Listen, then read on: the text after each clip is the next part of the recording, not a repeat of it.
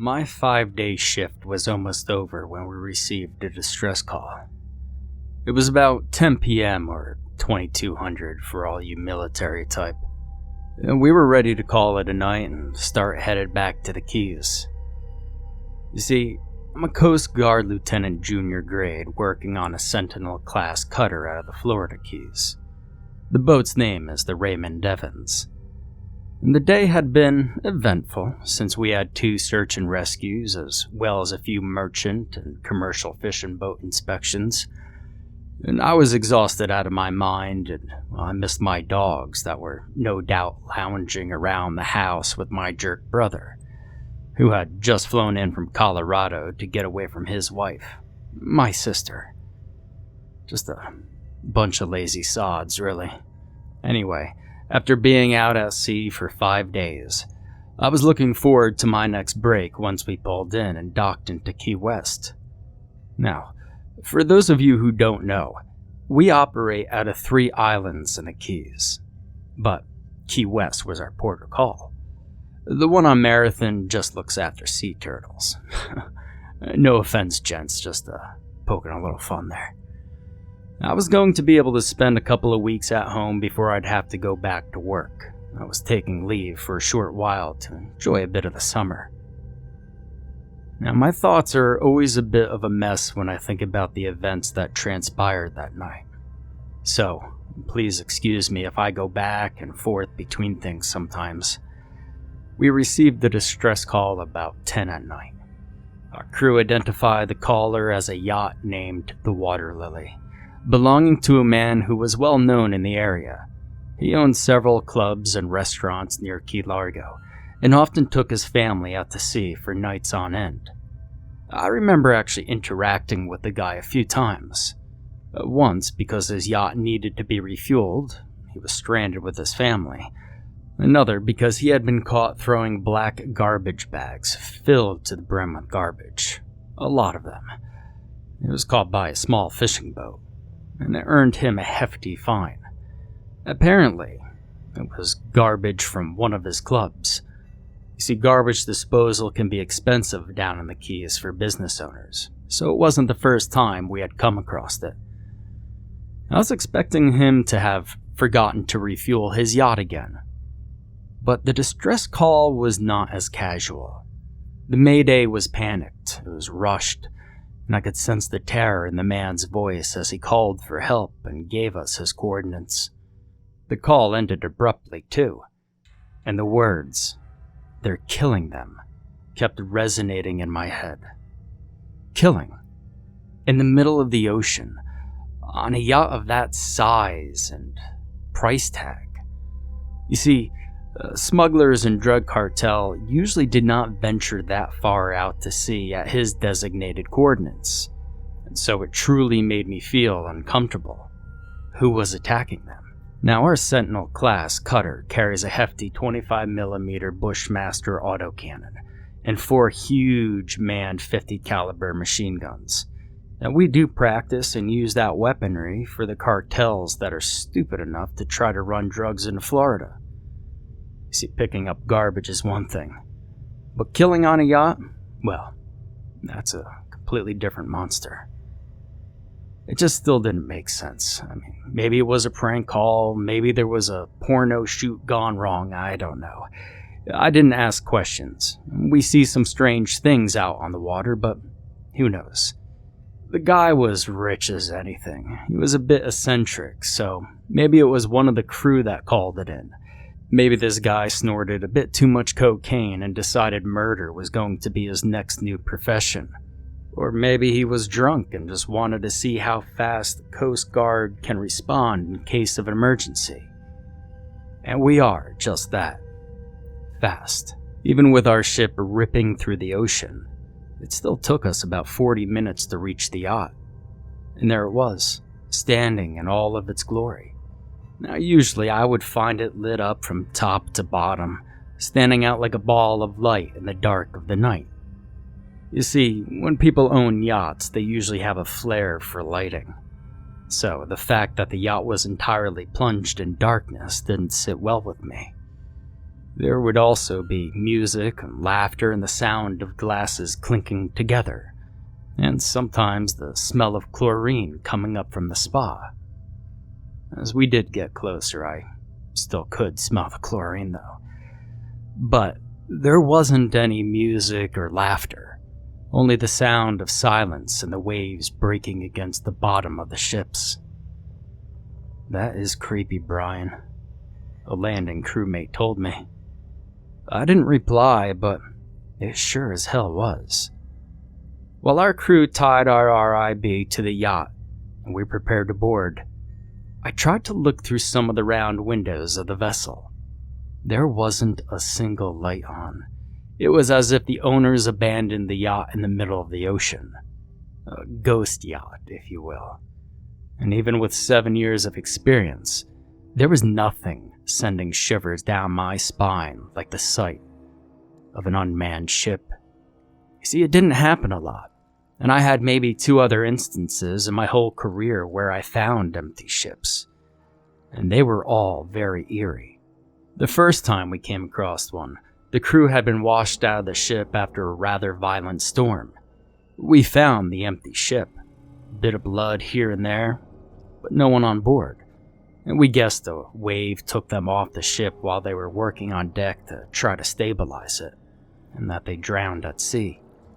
The second time, well, we couldn't find an explanation. We just found an empty sailing ship.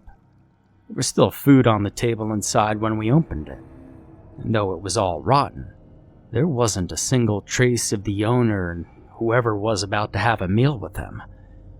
Now let me tell you, there's nothing I hate more than the feeling of boarding an unmanned ship. There's a weight on your stomach and a tightness in your gut, twisting your innards and reminding you how very much alive you are. Now some really love that thrill, but I don't. I prefer the thrill of a search and rescue ending well. One of my colleagues, name's Guy, was absolutely delighted to get on that man's yacht because it was empty. Nothing good ever comes out of empty ships, but to each their own. So, well, I boarded the Water Lily, and I instantly felt that something was seriously wrong. It all did not feel right. It clawed inside my stomach as a voice told me to turn back, but I didn't. Search and rescue. We don't turn back on people who need help unless it puts our lives in danger. Which at the time, there was no immediate danger. Just a feeling. So I took a deep breath and I turned on my flashlight. Now the deck was covered in slime, seaweed, and muck. The stench of dead fish and rot was intense on the deck. But the closer I walked toward the door leading inside the yacht, the thicker it got. And it got so intense, I could almost taste it on my tongue. And it was all I could focus on for a while, wondering how the hell could this vessel be in this shape. I mean, the distress call was only about 50 minutes ago, and yet this boat was in complete and utter disarray. Now that, and the small creaking that was coming from inside the ship. You know, something you'd expect of a 100-year-old ship that's being consumed by rust and decay. Not a sound, brand new yacht should be making. Even if it was ravaged by the elements and got covered in grime. Now, there were 3 of us to board the ship. I almost wanted to turn back and ask for a few more guys to join and help, but, help with what at that point? I had no idea yet. And in retrospect, it was probably good that we were alone. So I dropped my hand on the hatch's handle to open up and yell inside. And even through my gloves, I could feel the coldness coming from inside. So it wasn't the kind of coldness you would expect of a yacht in the middle of the summer out from the Keys, but rather an industrial freezer door. When I opened the hatch, a surprisingly strong odor and icy gust of air blew the 3 of us in the face. I exchanged a look of disgust with the other Coasties, and I entered. I was clothed head to toe, and I could still feel my hair stand on end and goosebumps rising on my skin. I swallowed thickly as I tried to ignore the growing, overwhelming stench of fish and algae. Even the inside of the ship was coated in that weird dark green slime. I mean, hell, it was everywhere. It was on the tables, the chairs, the floor, but the stench, man, that stench was choking. So we decided to go to the bridge, but we didn't find anything strange or anyone. In fact, the bridge looked untouched compared to the rest of the vessel. Now, the idea of going below deck pleased none of us. And just to add a bit more creepiness to the scene, the yacht wailed again. The tension was so thick in the air. Well, you know the saying. So being the most experienced of the three, I led our trio down the small set of stairs leading toward the rooms. The smell of rotten fish was pungent. In fact, so much that I brought my hand to my face to cover both my nose and mouth. It wasn't enough, clearly. I felt dizzy as we walked down the hallway, opening each and every single door on our way. There was still not a trace of the owner and his family. With only the lights of our flashlights to lighten our way, we hadn't seen anything other than that dark green slime and algae covering the walls and floor. Each step felt like I was walking on jello. It was squishy, for lack of a better term, disgusting, and it smelled like shit. In fact, I remember thinking that maybe the ship's head had exploded and we were walking through a trip's worth of feces. Now, we opened another door to the galley, and I remember seeing movement on my right. See something dark and small rushed under the table. It was much bigger than a rat, but I didn't know if I could trust my vision. I was getting pretty dizzy, what with the stench and all. If it wasn't for the cold keeping me awake, I would have certainly passed out. Now, we finally arrived at what could only be described as the captain's cabin. You know, the berth for the captain, and where we had hoped and expected to find the family. And what I saw there, I'll remember what we found that night for the rest of my life. There was a foul-looking old woman, covered in seaweed and grime, waiting for us in there, just standing in the corner of the room. Her hands covering her face, protecting it from our lights. The skin stretched so tight around her fingers that I could see her veins pulsing the blood with every heartbeat. Her nails, 5, hell, maybe 6 inches of thick keratin, all jagged and black. And the stench coming off of her and the room was so intense, I felt my stomach jump and pulse. Now, if the disgusting sight of her was not enough, I locked eyes with her. By her side laid the shriveled and dehydrated corpses of the family, completely gray, and their eyes sunken yet open in terror. The hag's eyes were full of malice and contempt as she peeked through her wretched fingers. I felt nothing but dread coursing through my system as she lowered her hands and stretched her lips in a devious grin, revealing a row of rotten teeth and black saliva dripping from her mouth. And then she moved forwards and slowly knelt on the bed, her pasty gray skin swollen like you would expect a bloated drowned corpse to look like. I was shocked. I mean, at first I thought that maybe this old woman was a survivor of whatever happened on the ship. Perhaps even the family's grandmother, but honestly, I didn't know what the hell I was looking at.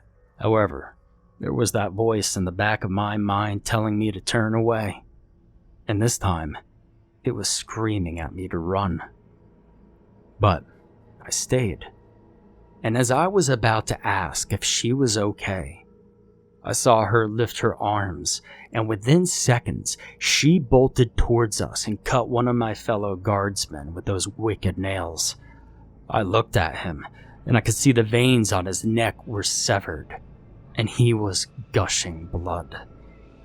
I immediately dropped the flashlight and grabbed out my pack to get my med supplies, but even though I had a Merchant Mariner medical certificate, I'd never seen anything this grave before. About the same time, this thing ran back into the corner of the room. Or so I thought, but hell if I could see, the flashlight was on the floor. I slammed the hatch quickly to draw my SIG.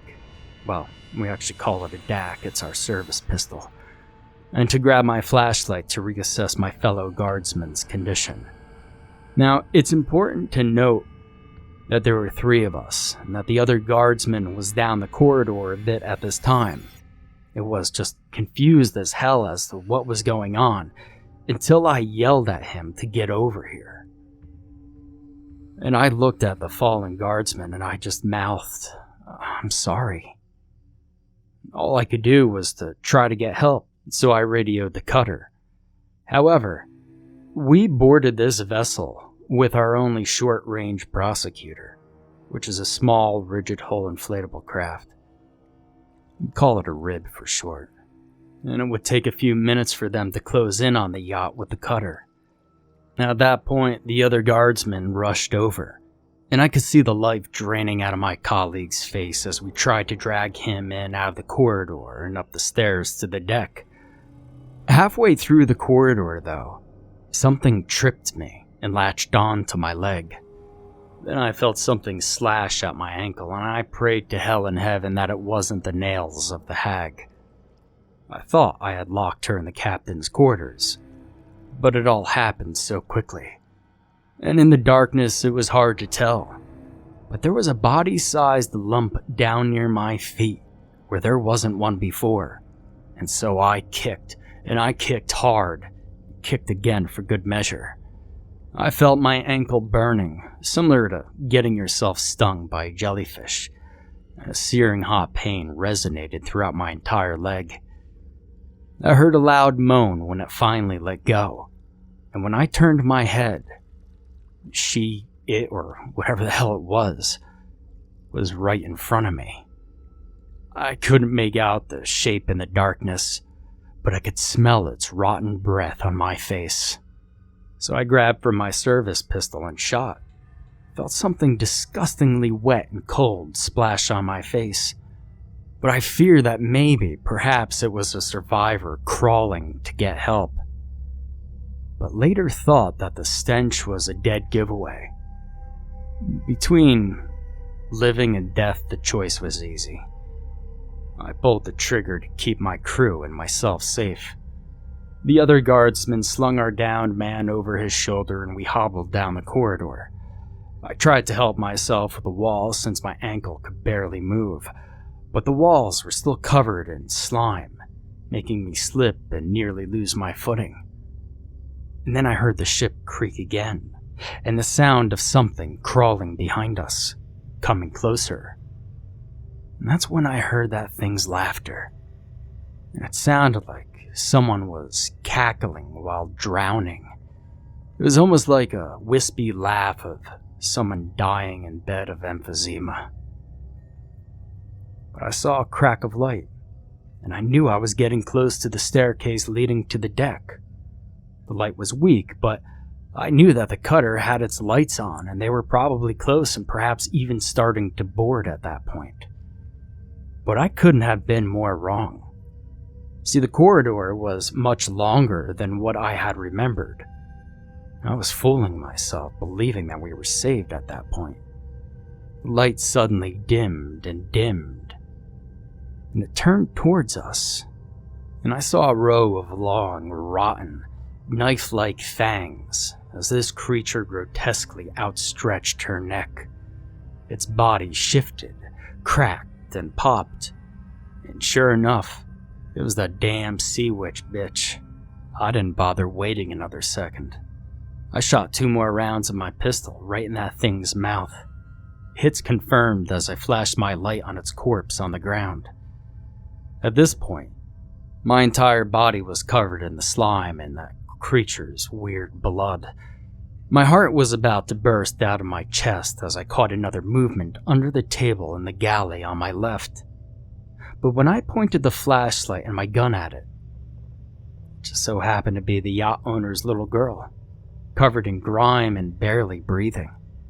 I picked her up, and when my hand finally met the cold metal of the staircase, I almost felt relief. But deep inside, I knew this wasn't over. See, I should have put another round in that thing, but I was more concerned with the safety of my team and getting out of there with the lone survivor. So we climbed the stairs.